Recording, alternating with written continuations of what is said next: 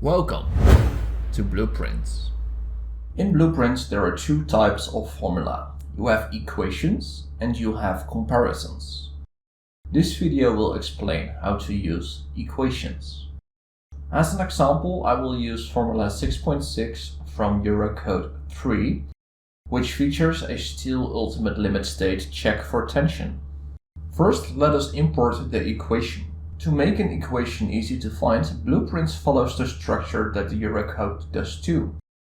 Therefore, to get an equation from Eurocode 3, we import Blueprints, Codes, Eurocode, then Eurocode 3, then Chapter 6, and then we can find formula 6.6. Let us inspect the documentation around formula 6.6. Each formula document features a formula class, which allows us to make calculations and make a report out of it. A few characteristics will be found every time. You see a label, a source document, and an init function. In this init function, we can find which variables are used for the input, which units are expected to come with that, and also what output the function will generate, including a unit. For this example, we have a gross cross-sectional area in millimeters squared, a yield strength of the material in MPAs, and a partial safety factor for resistance of cross-section, which is dimensionless. As a result, we will calculate the design plastic resistance of the gross cross-section in newtons.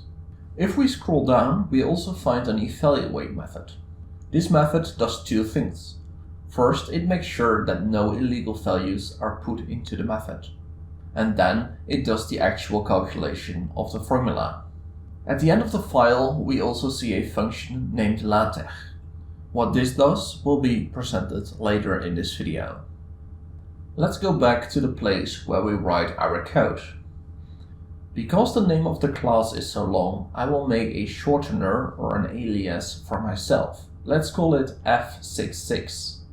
With this newly defined F66, we can make a calculation of the tensile strength. As an example, let's use 20,000 millimeters squared for the area, a yield strength of 355 MPa, and a safety factor of 1.0.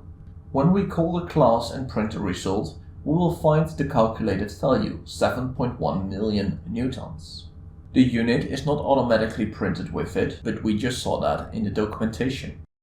When we provide a negative value for the area, an error will occur, just like we just saw in the documentation.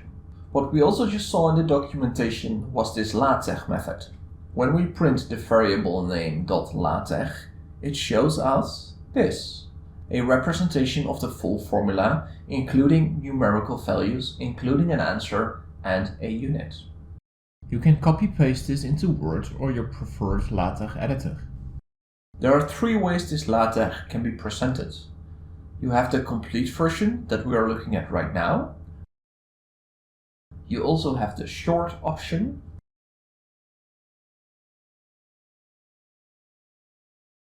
Or the complete with units option.